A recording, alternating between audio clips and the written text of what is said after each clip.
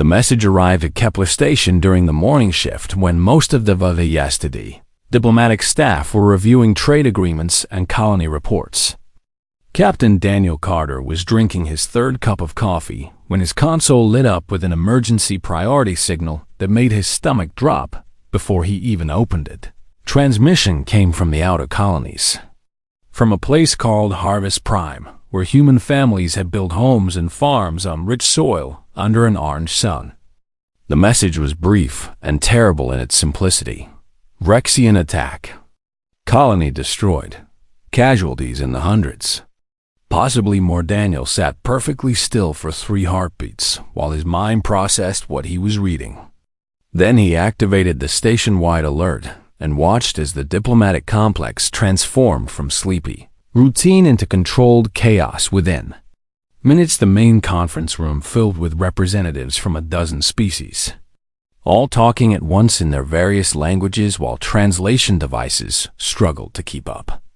The Vrexian Dominion had attacked a human colony without warning or provocation, killing colonists who had done nothing more threatening than grow crops and raise children far from any contested borders. Ambassador Keith Hamilton arrived last, his face gray with shock and grief as he took his position at the head of the table. He was an older man who had spent 40 years building peaceful relationships across the galaxy. And now he looked at the assembled aliens with eyes that had seen too much death. The preliminary reports confirm 847 dead, Keith said quietly. And the room fell silent because even species who barely understood humans knew that number was catastrophic. 300 of them were children under the age of 12. The reaction was immediate and predictable. The Krill ambassador, a mantis-like being named Screeth, clicked his mandibles in what Daniel had learned was their expression of horror, while the Peltharian representative actually backed away from the table, as if the news itself was dangerous. "What will Earth do?" asked the Quellan diplomat, her blue skin paling to almost white. "What is the human military response?" That was the question everyone wanted answered, because every species in the galaxy knew what humans were capable of when provoked. Earth was a death world where everything from the gravity to the bacteria tried to kill you. And the species that evolved there had conquered their own planet. Through sheer stubborn refusal to die, human warships were fast and deadly. Human soldiers were trained in combat methods that made warrior species uncomfortable. And human strategic thinking had won battles that should have been impossible.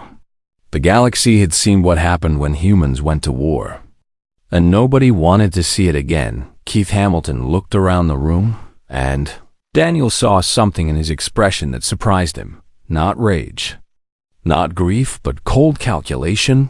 "Earth requests a formal tribunal," Keith said into the shocked silence. "We want the Galactic Council to hear evidence and render judgment according to established law." The room erupted in confused noise because this was not what anyone expected. The Draxian ambassador actually laughed, a harsh barking sound that made several smaller species flinch. "A tribunal?" Screeth clicked rapidly. "Your colony was massacred, and you want to file paperwork?" "We want justice," Keith replied, and his voice was steady despite the pain in his eyes. "Justice requires process, requires evidence, requires time to examine truth." Daniel understood what his ambassador was doing even if the aliens didn't. Humanity had learned hard lessons across thousands of years of their own history. Learned that immediate vengeance felt good but solved nothing. Learned that rage without structure led only to more death. But would the galaxy accept this approach, or would they see it as weakness? The Vrexian response came within hours, transmitted across all diplomatic channels, so everyone could hear Commander Thregzol's contempt dripping from every word. The humans speak of tribunals and justice, like frightened children hiding behind their mother's skirts. The Vrexian commander's voice was deep and rough, filled with the confidence of a predator who had just tasted blood. "We Vrexians are warriors, not bureaucrats. We defend our territory with strength, not words.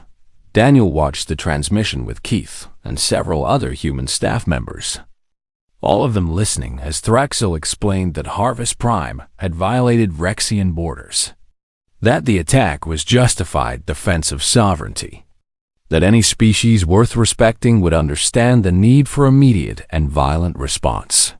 "He's lying," said Christine Ward, one of the economic analysts. "I've reviewed the navigation charts. Harvest Prime was 60 light-years inside recognized human territory." "I know," Keith replied. "And we're going to prove it, step by step, piece by piece, until even the Rexians can't deny the truth." "They might not care about truth," Daniel pointed out. "Their culture values strength over facts. Then we'll teach them a new way," Keith said. And there was steel in his voice now. "Daniel, I'm appointing you as Earth's primary representative to the tribunal. You'll gather evidence, interview witnesses, present our case." Daniel felt the weight of responsibility settle onto his shoulders like a physical thing. He was a diplomat, not a prosecutor, but he understood why Keith chose him. He was patient, methodical, and he had something that many humans lacked. After hearing about Harvest Prime, he could still think clearly despite his anger. The Galactic Council convened 3 days later on the neutral station of Axiom Prime, a massive structure built by a dozen species working together in one of the galaxy's rare moments of genuine cooperation. Daniel arrived with his team and a data core containing every piece of evidence they had managed to gather in those 72 frantic hours. The council chamber was ancient and impressive, with seats arranged in ascending circles around a central presentation platform. Representatives from 43 species filled those seats, all of them watching as Daniel Carter walked to the platform carrying nothing but a simple data tablet. Commander Threxel stood on the opposite side of the chamber, easily 3 meters tall, with gray-scaled skin and 4 arms that ended in claws designed for ripping and tearing. He looked at Daniel the way a lion might look at a mouse that had wandered into its den. "The council recognizes the human representative," announced the Quellan mediator who's overseeing the tribunal. "Captain Carter, you may begin." Daniel took a breath and looked up at the assembled species, at the faces and forms that represented hundreds of worlds and billions of lives. They expected him to rage, to threaten, to demand blood for blood. Instead, he spoke quietly, calmly, like a teacher explaining something simple to students who had forgotten an important lesson. "Thank you for gathering here today," Daniel began, and his voice was steady. "I want to start by telling you about a girl named Amy Sullivan.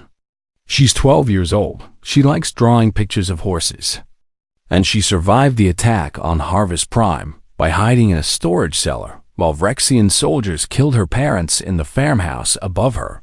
The chamber was absolutely silent as Daniel continued. "Amy is one of 73 survivors from a colony of 920 people. I'm going to tell you her story and the stories of the others. But first, I want to establish some very simple facts." He activated his tablet, and the holographic display showed a star map with clear territorial boundaries marked in different colors. "This is Harvest Prime," Daniel said, pointing to a blue dot deep inside human territory. "And this is the nearest Rexian border, 63 light-years away." Threxal growled something in his own language, but Daniel ignored him and continued speaking in that same calm, measured tone. "Over the next several days, I'm going to present evidence," Daniel said. "I'm going to show you communication logs, navigation records, survivor testimony, and forensic data. I'm going to prove beyond any doubt that this attack was planned, premeditated, and completely unjustified." "You waste our time with words," Threxel snarled. "Warriors do not hide behind papers and procedures." Daniel finally looked at the Rexian commander, and something in his expression made even that massive predator pause. "You're right," Daniel said quietly. "Warriors don't hide. They face their enemies directly, They accept responsibility for their actions, and they answer for their crimes. The silence in the chamber was profound as Daniel turned back to the council. That's exactly what we're going to do here, he continued. We're going to face truth directly. We're going to examine responsibility carefully. And we're going to answer the only question that matters. What does justice require? He paused, letting his words sink in. Not vengeance, not blood for blood, but justice. The tribunal had begun, and Daniel Carter was going to teach the galaxy what patience really meant. The tribunal entered its third day, and Daniel Carter had still not raised his voice once, had not made a single dramatic accusation, had not done any of the things that warrior species expected from someone seeking justice for nearly 1,000 dead. Instead, he simply presented facts.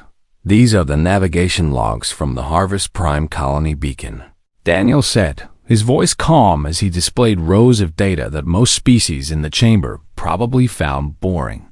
They show continuous operation for 11 years, 4 months, and 17 days. The beacon transmitted human territorial claims on a daily basis, exactly as required by Galactic Council regulations. He paused to let the information sink in, then continued. The logs also show that Vrexian ships passed within scanning range 47 times during those 11 years. Each time, they acknowledged the beacon's signal and altered course to avoid human territory. Commander Threxall shifted in his seat, his forearms crossing in a gesture that Daniel's research told him indicated irritation. The Vrexian commander had expected a battle of words and passion, not this slow accumulation of undeniable data. The human lies. Threxall growled. Our ships detected no such beacon. I haven't finished, Daniel replied, and there was something in his patient tone that made the entire chamber lean forward slightly. I'm about to show you recordings from the Vrexian ships themselves. The holographic display changed to show communication intercepts, carefully translated into Galactic Common. They were brief messages between Vrexian patrol ships and their command center, each one acknowledging the presence of the human colony and confirming their course adjustments to avoid it. The silence in the chamber was heavy because everyone understood what they were seeing. Proof that the Vrexians knew exactly where human territory was, knew that Harvest Prime was well within those boundaries, and chose to attack anyway. You broke our encryption, Threxall accused, his voice rising with anger. We did, Daniel confirmed without shame. We're very good at gathering information. We've learned over many centuries that knowledge is more powerful than any weapon. He gestured to a woman in the human delegation. Dr. Lisa Morgan is our team's archaeologist and historical researcher. She has information about Harvest Prime that I think the Council will find relevant. Lisa stood and walked to the platform with the same quiet confidence that Daniel displayed. She was younger than him, maybe 30 years old, with the kind of practical appearance that suggested she spent more time digging in dirt than attending fancy diplomatic functions. Thank you, Captain Carter, Lisa said, nodding to Daniel before turning to address the Council. I want to tell you about Harvest Prime's history, because this isn't the first time humans lived on that world. She activated her own data display, and images of ancient ruins appeared in the holographic field, weathered structures that were clearly human in design despite their age. These are archaeological sites on Harvest Prime dating back approximately 400 years. Lisa explained, during humanity's early expansion into space, a colony ship called the Pioneer established a settlement on this world. The colony failed due to supply chain problems and was evacuated, but the land claim was never formally surrendered. She showed more images, old records, ship manifests, territorial registration documents yellowed with age. When new colonists arrived 11 years ago, they weren't invading virgin territory, Lisa continued. They were reclaiming land that humanity had legally claimed and properly registered 4 centuries earlier. Every document was filed with the Galactic Council's territorial office exactly as required. The Quellan mediator consulted her own records and nodded slowly. The files confirmed Dr. Morgan's statement. Harvest Prime has been registered as human territory for 408 years. Threxel stood abruptly, his massive form towering over everyone in the chamber. Unclaimed land belongs to whoever is strong enough to take it. Ancient papers mean nothing against the right of conquest. Then you admit the attack wasn't defensive, Daniel said quietly, and the Vrexian commander realized too late that he had just destroyed his own argument before Threxel could recover. Daniel gestured to another member of his team. Gregory Pierce is our communications specialist. He has more information about the attack itself. Gregory was a thin man with nervous energy who looked more comfortable with machines than people. But when he spoke, his voice was steady and clear. I've analyzed all communication traffic in this sector for the 3 months before the attack, Gregory said, bringing up new data displays. What I found was a pattern of increasing Vrexian military activity near human borders. Ships that normally patrolled other regions were reassigned to positions close to Harvest Prime. The holographic display showed ship movements, like a complex dance. Vrexian vessels gradually concentrating in specific locations. This isn't the behavior of ships on routine patrol, Gregory continued. This is the behavior of a fleet preparing for a coordinated strike. He showed more intercepts. These ones showing Vrexian commanders discussing attack plans, casualty estimates, and what they called testing human resolve. They were planning this for months, Gregory said, and now his voice carried anger despite his attempt to stay professional. The attack on Harvest Prime wasn't a border dispute or a misunderstanding. It was a calculated decision to kill human colonists and see how Earth would respond. The council chamber erupted in shocked conversation. There's dozens of species talking at once in their various languages. The Quellan mediator had to call for order 3 times before the noise died down. Daniel waited patiently for silence, then spoke again in that same calm tone. I know what you're thinking, he said, addressing the entire council. You're wondering why humans aren't demanding military action. You're confused because in your experience, strong species respond to attacks with overwhelming force. He paused, making eye contact with as many representatives as possible. I want to tell you about human history, Daniel continued. For thousands of years, my people solved disputes through violence. Someone wronged us. We hurt them back. They retaliated. We responded. And the cycle continued until everyone involved was dead or exhausted. The chamber was quiet now, every species listening carefully. But eventually we learned something important, Daniel said. Violence is easy. Anyone can be violent. It takes no intelligence, no wisdom, no courage to simply kill your enemies. He activated another display, this one showing images from human history. Ancient courts, judges, written laws, trials. What takes real strength is patience, Daniel continued. What takes real courage is the ability to pause, to think, to examine evidence, and to judge fairly even when you're angry. Threxel laughed, a harsh sound that echoed in the chamber. You speak of patience because you're too weak for war. Am I? Daniel asked, and something in his tone made the Vrexian commander stop laughing. Daniel activated one more display, this one showing military readiness reports, fleet positions, and weapon specifications that made several species in the chamber inhale sharply. The human fleet currently has 6 battle groups positioned within striking distance of Vrexian territory. Daniel said calmly, we have enough firepower to reduce every major Vrexian world to radioactive dust within 72 hours. We've had this capability for 3 weeks now, since immediately after the attack. The silence in the chamber was absolute as the implications sank in. We're not here because we're weak, Daniel continued, his voice still quiet but now carrying an edge like a blade. We're here because we're strong enough to choose a different path. We're here because we learned that having the power to destroy something and choosing not to is the highest form of strength. He looked directly at Threxel. You expected blood because that's all your culture understands. But we're going to teach you something new. Justice isn't about revenge. It's about truth. The Rexian commander had no response to that, and Daniel turned back to the council. Tomorrow I'll present survivor testimony, Daniel said.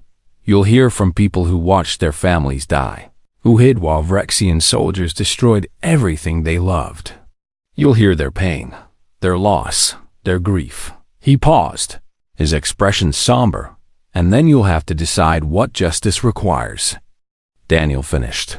Not what revenge demands, not what anger wants, but what true justice requires in a civilized galaxy.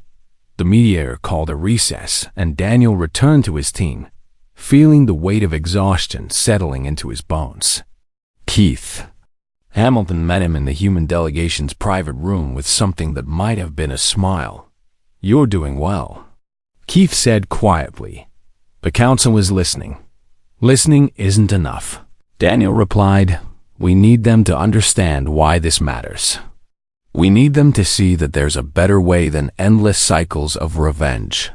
Christine Ward looked up from her datapad.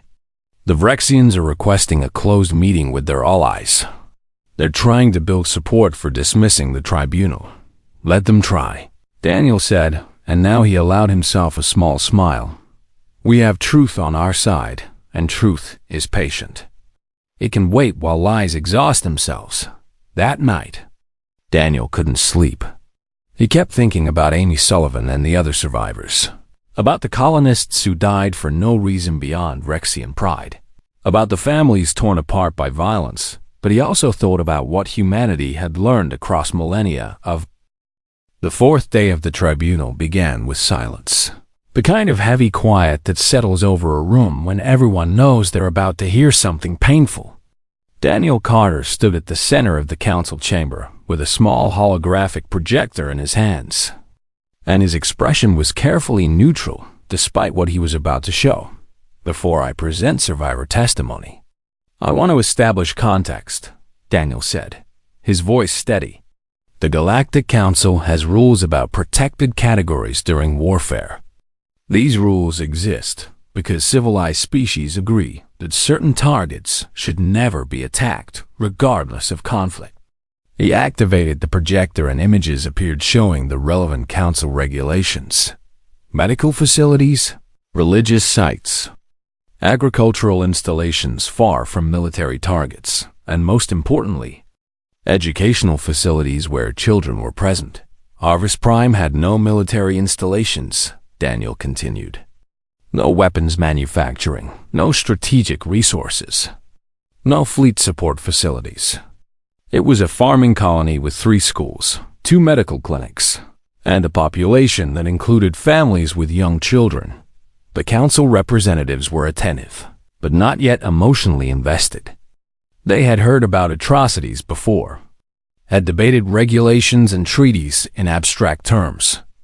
That made horror manageable. Daniel was about to make it very real. This is Amy Sullivan, he said as the holographic display changed to show a young girl with red hair and freckles, sitting in what looked like a medical facility.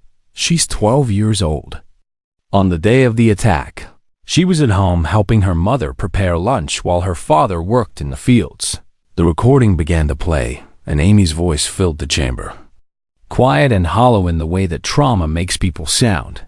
I heard the ships first, Amy said in the recording. Her eyes focused on something beyond the camera. They made this screaming sound when they came through the atmosphere. Mom told me to go to the cellar, the storage cellar under the barn, and I said I wanted to stay with her, but she pushed me toward the door. Daniel watched the council representatives as they listened. He saw the Krill ambassador Screeth lean forward, his mandibles still, while the Peltharian representative covered her mouth with one delicate hand. I heard the shooting start when I was on the stairs, Amy continued. It was really loud, like thunder, but it didn't stop. I got to the cellar, and I hid behind some bags of grain because there was a small window, and I could see the farmhouse from there. Her voice got quieter, almost whispering. I saw the Vrexian soldiers break down our door, Amy said. I saw them go inside, and then I heard my mother screaming. She screamed for maybe 10 seconds, and then she stopped. The silence in the chamber was profound. Several representatives were looking away from the display, unable to watch the girl's empty expression as she described her mother's death. My father came running from the fields. Amy continued. He had a farming tool in his hands, just a shovel, and he was yelling at them to stop. They shot him before he got close to the house. I watched him fall and I wanted to run to him, but I remembered what Mom said about staying hidden. Daniel let the recording continue as Amy described the next 3 hours, hiding in that cellar while Vrexian soldiers methodically destroyed the colony. She described hearing other people screaming, hearing buildings explode, hearing the ships come and go as they completed their mission when the recording ended. The silence continued for nearly a full minute before anyone spoke. This is one testimony, Daniel said quietly. I have 72 more, one from each survivor. I won't subject you to all of them, but I want you to understand that each one tells a similar story. Families destroyed, children orphaned, lives ended for no military purpose whatsoever. He looked around the chamber, making eye contact with as many representatives as possible. The question before this council isn't complicated. Daniel continued. The question is simple. Do we live in a galaxy where this kind of action goes unpunished? Or do we live in a galaxy where justice means something? Commander Threxol had been quiet during Amy's testimony, but now he stood with all 4 arms spread wide in what Vrexian culture considered a gesture of dismissal. The human shows us the cost of war as if we don't understand it. Threxol said, his voice harsh. Every war has casualties. Every conflict produces orphans. This is the nature of strength competing with strength, is it? Daniel asked, and something in his tone made the Vrexian pause. Is that really what you believe? Or is that just what your culture tells you? Because questioning it would require admitting that maybe, just maybe, there's a better way? Before Threxol could respond, Daniel gestured to another member of his team. Professor Helen Cross is a human historian specializing in legal systems and cultural evolution. Daniel said, I've asked her to explain something to the council. Something about where we came from and how we got here. Helen was an older woman with gray hair and the kind of patient expression that suggested she had spent decades teaching reluctant students. She approached the platform with a warm smile that seemed out of place in the grim proceedings. Thank you, Captain Carter, Helen said, then turned to address the council. I want to talk about justice, but not the abstract concept. I want to talk about where human ideas of justice came from and why they matter. She activated her own display showing images of ancient Earth, stone tablets, clay documents, scrolls of parchment covered in different writing systems.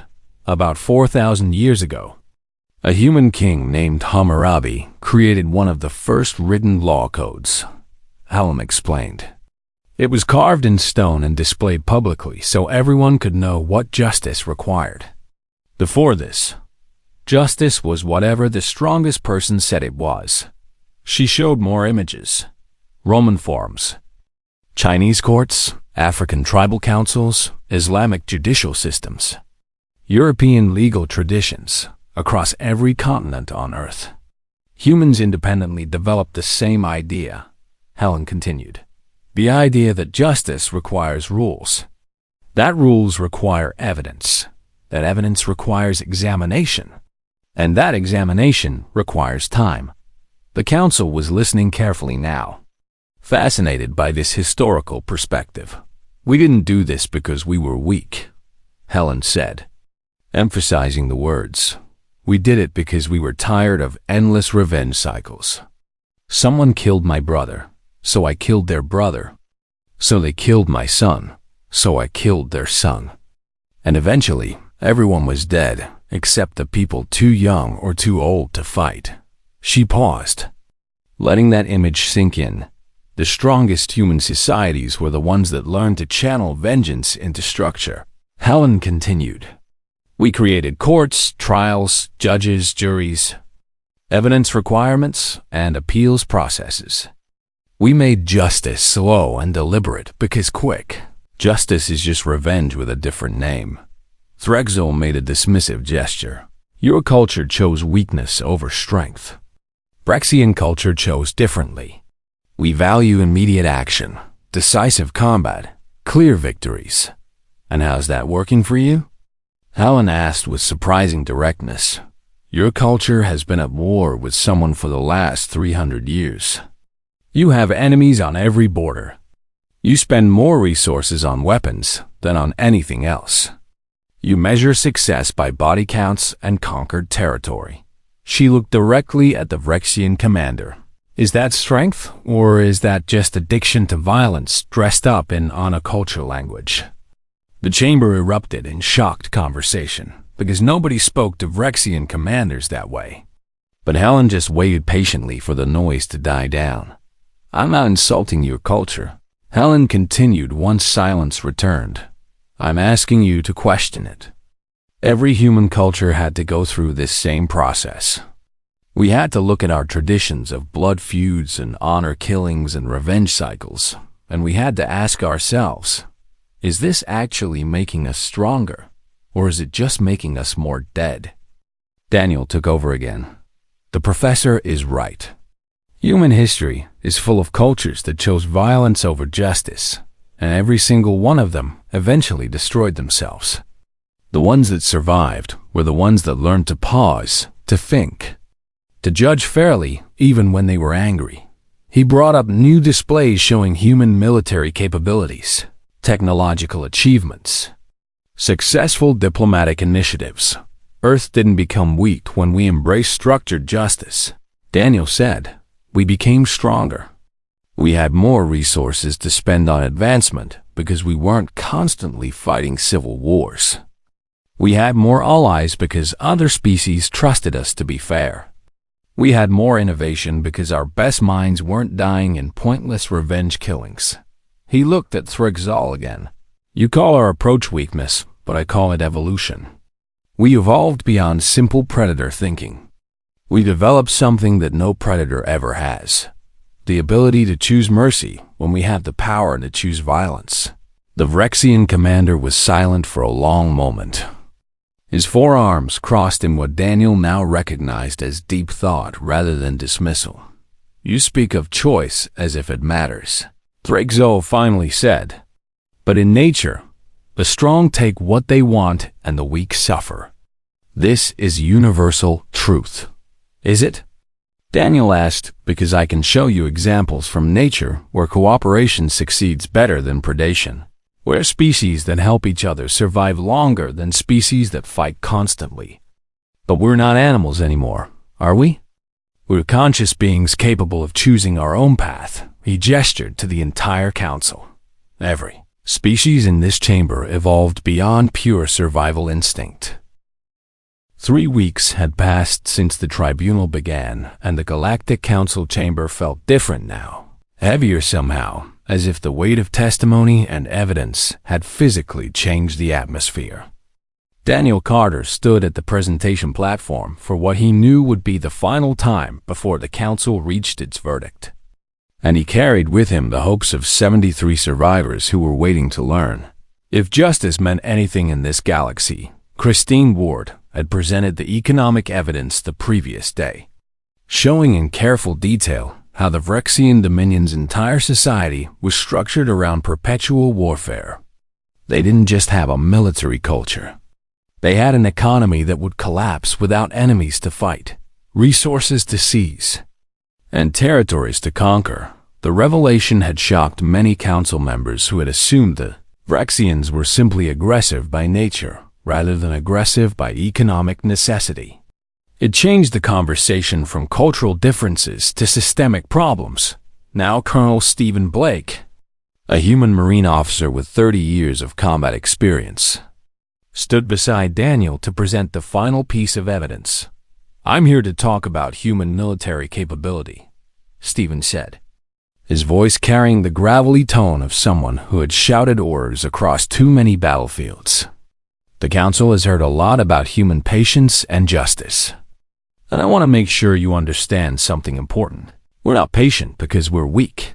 He activated a display showing human fleet positions, weapon specifications, and strategic assessments that made several representatives shift uncomfortably in their seats. The human military could have responded to the Harvest Prime attack within 48 hours. Stephen continued, "We had 6 battle groups in position. We had targeting solutions for every major Vrexian installation. And we had authorization to proceed with overwhelming force." The chamber was absolutely silent as the implications registered. "We chose not to," Stephen said simply. "Not because we couldn't win a war, but because we decided that winning this tribunal was more important. We chose to prove our point through evidence instead of firepower." He looked directly at Commander Threxall. "You call this weak for seeking justice through process. I'm here to tell you that it takes more strength to hold back than to strike out. Any idiot with a weapon can start a war, but it takes discipline and courage to pursue peace when you're angry." Threxall stood to respond, but the Quellan mediator raised one hand to stop him. "The Council will now deliberate," she announced. "All parties will withdraw to their designated areas. We will reconvene when a verdict has been reached." The wait was agonizing. Daniel and his team sat in a small conference room off the main chamber, drinking bad coffee and trying not to think about what would happen if the Council ruled against them. It wasn't just about Harvest Prime anymore.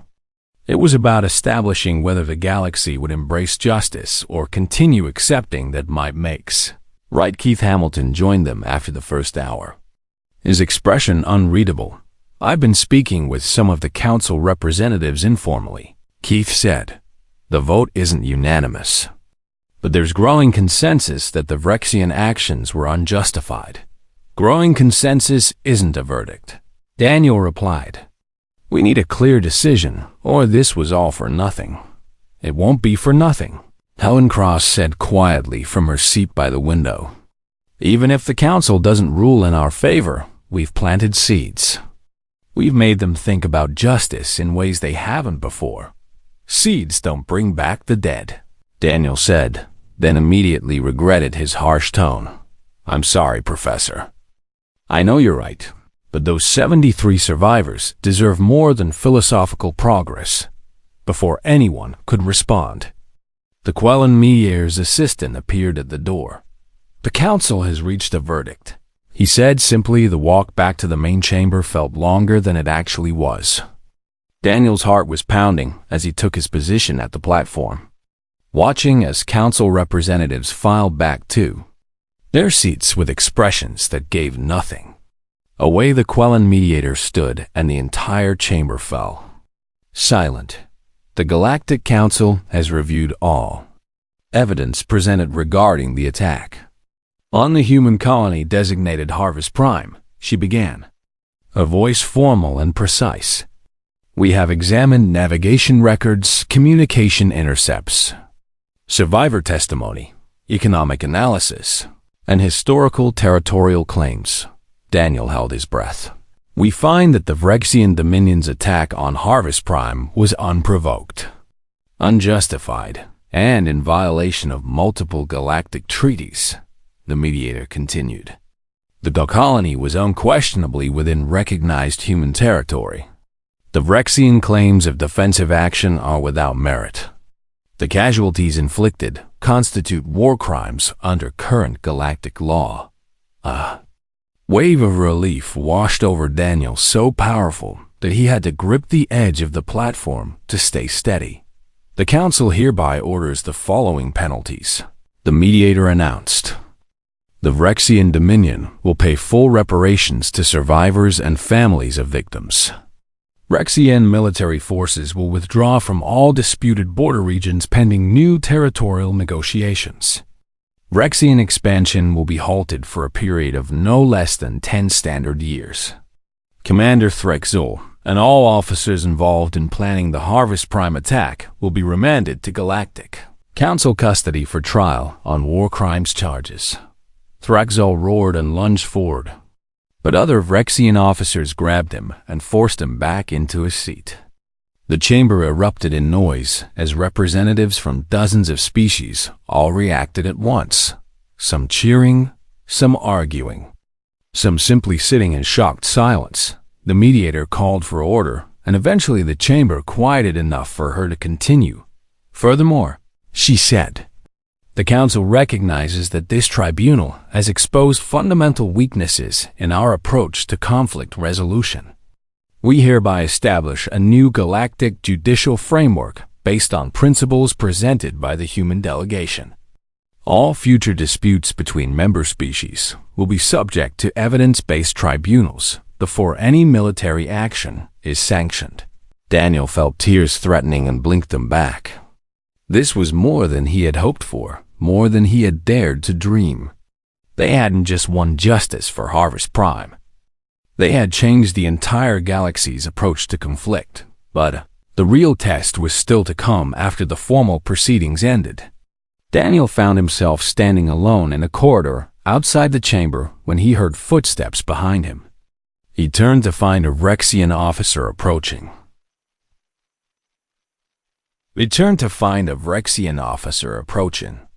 Smaller than Threxel, but still imposing. With 2 arms instead of 4. I am Sub-Commander Krell, the Rexian said, his voice uncertain in a way that Daniel had never heard from their species. I was Commander Threxel, second in command during the Harvest Prime operation. Daniel tensed, unsure what to expect. I want to tell you something that my culture would consider shameful, Krell continued. I watched your presentations during the tribunal. I listened to your professor explain human history. I heard your survivors describe their loss. He paused, his scaled face showing what might have been embarrassment. I don't think our way is the right way anymore, Krell said quietly. I don't think violence and conquest make us strong. I think they make us feared, and fear is not the same as respect. Daniel studied the Rexian carefully, looking for signs of deception, but finding only genuine confusion and something that looked like hope. What are you asking for? Daniel said, I'm asking if what you said is true. Krell replied, you offered to help the Rexians change, to teach us your approach to justice and conflict. Did you mean that? Or was it just words for the council? Daniel considered the question carefully, because this was the moment that mattered more than any verdict.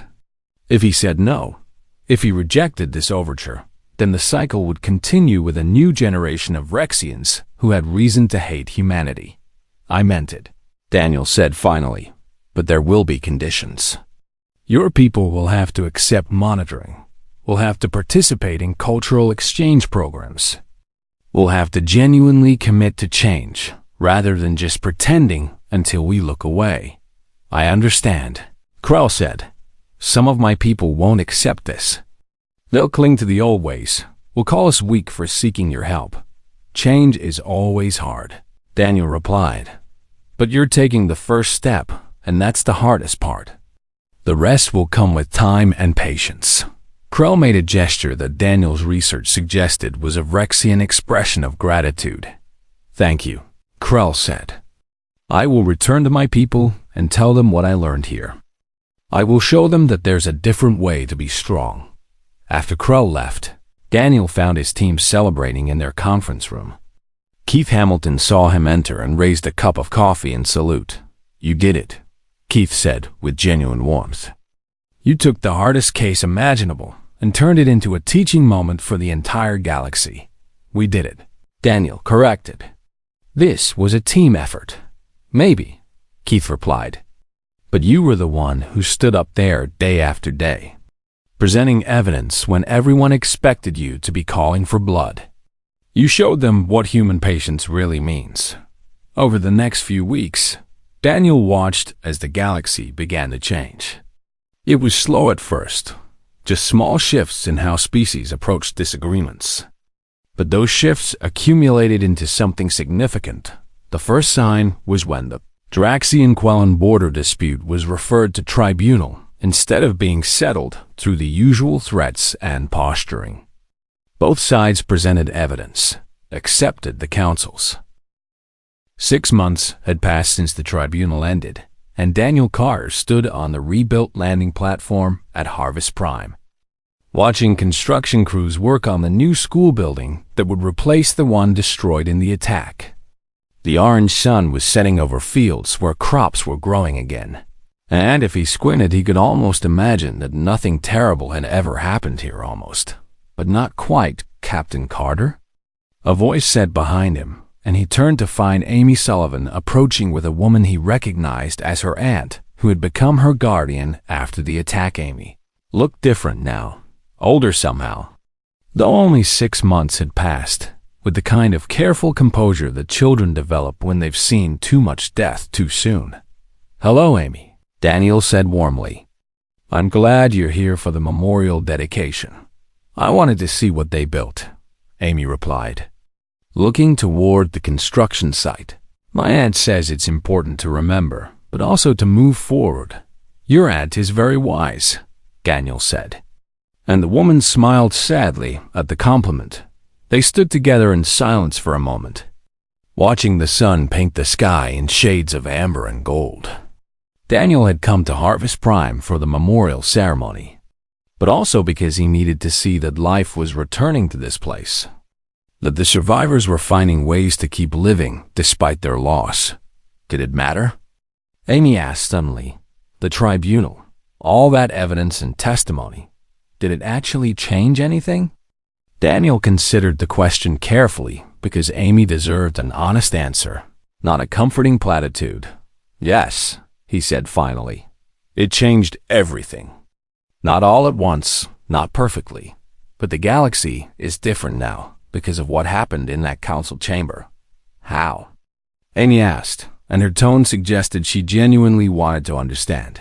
"Before the tribunal, most species settled their disputes through violence or the threat of violence," Daniel explained. "The strong took what they wanted, the weak suffered, and everyone accepted it as natural law. But we showed them another way." He gestured toward the construction site where human workers were, laboring alongside Rexian volunteers. A sight that would have been impossible 6 months ago?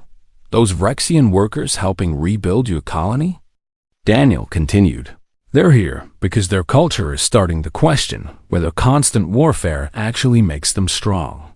They're here because some of them watched the tribunal and realized that maybe humans had figured something out that they were missing." Amy looked at the Rexian workers with an expression that mixed pain with cautious curiosity. "I still hate them for what they did," she said quietly. "Is that wrong?" "No," Daniel replied gently. "It's not wrong to feel angry about injustice. Anger is healthy when it's directed at actual wrongs. The question is what you do with that anger. What did you do with yours?" Amy asked. "I used it to fuel patience," Daniel said. "I used it to stay focused during the tribunal when I wanted to scream at the Vrexians. I used it to keep presenting evidence when what I really wanted was to watch their worlds burn. I channeled rage into determination to prove that justice worked better than revenge." The girl thought about this for a long moment. "My therapist says that holding on to hate will hurt me more than it hurts them." Amy said, "But letting go feels like saying what they did was okay." "Letting go doesn't mean forgetting," Daniel replied.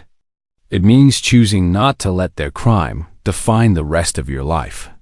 It means taking back the power they tried to steal from you when they destroyed your family." Keith Hamilton found them a few minutes later, looking tired but satisfied. The ambassador had been working non-stop since the tribunal ended, helping to implement the new galactic judicial framework and negotiating the details of Rexian cultural reform. "The memorial is ready," Keith said. "They're waiting for us." The three of them walked together toward the center of the rebuilt colony where a simple stone monument had been erected. It listed the names of all 847 colonists who died in the attack, carved in letters that would last for centuries. The ceremony was small and dignified. Survivors spoke about their lost loved ones. Keith Hamilton gave a brief address about remembrance and hope. And a Vrexian representative named Advocate Krell offered a formal apology on behalf of his people. Daniel watched Krell carefully during the speech.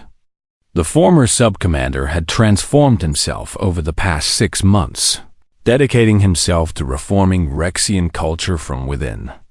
He faced fierce opposition from traditionalists who saw him as a traitor, but he persisted with a determination that Daniel recognized and respected.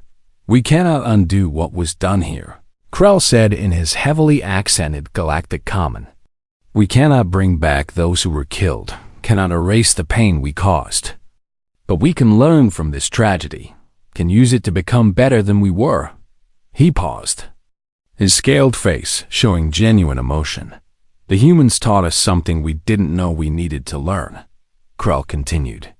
"They taught us that true strength isn't about dominating others, it's about controlling yourself. It's about choosing mercy when you have the power to choose violence. It's about building instead of destroying." After the ceremony, Daniel found himself walking alone through the rebuilt streets while other attendees gathered for a reception. He needed time to process everything, to understand what they had accomplished and what still needed to be done.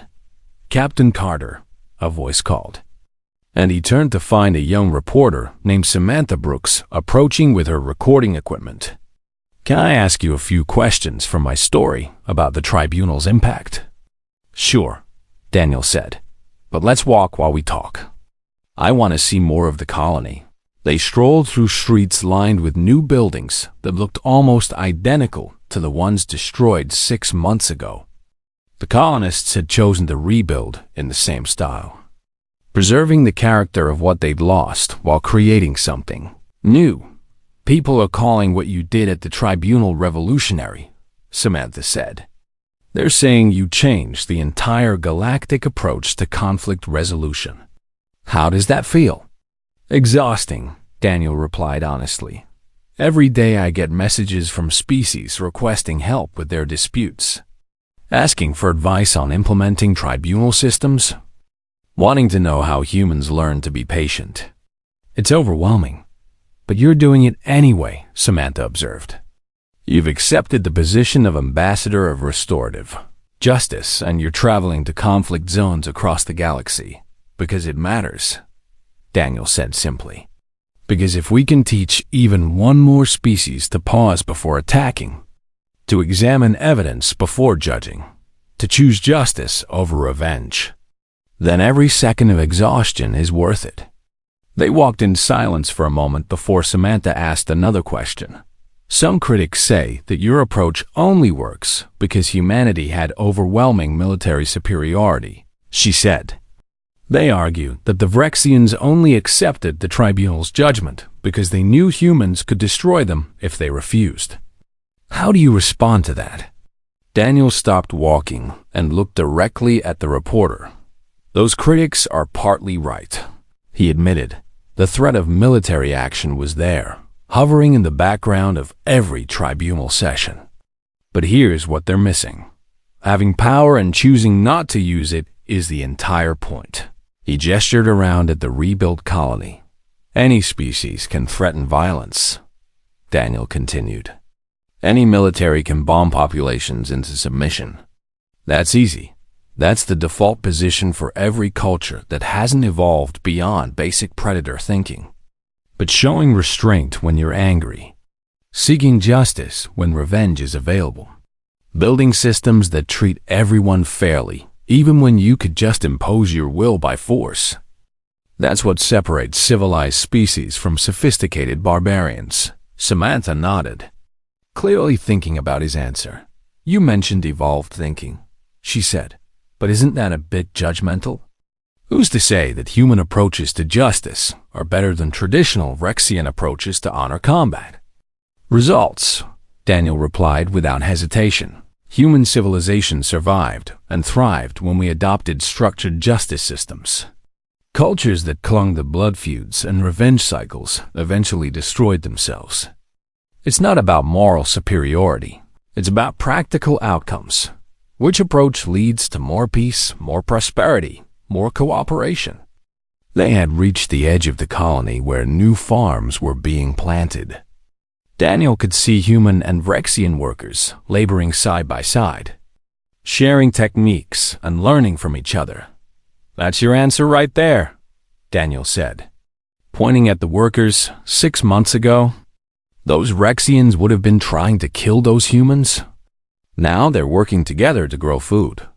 Which approach created that transformation? Violence or justice? After Samantha left to file her story, Daniel made his way to the temporary memorial where individual colonists had placed personal tributes. He found himself standing in front of a small photograph of Amy's parents. Remembering the testimony where she described their final moments, "You asked if it mattered," a voice said. And Daniel turned to find Amy standing nearby. "I've been thinking about that question. What did you decide?" Daniel asked. "It matters," Amy said. "Not because it brought my parents back, but because it means other kids won't have to hide in cellars listening to their families die. It matters because the galaxy is learning that there's a better way." She paused, wiping tears from her eyes. "I'm still angry," Amy continued. "I'm still hurt, and I'll probably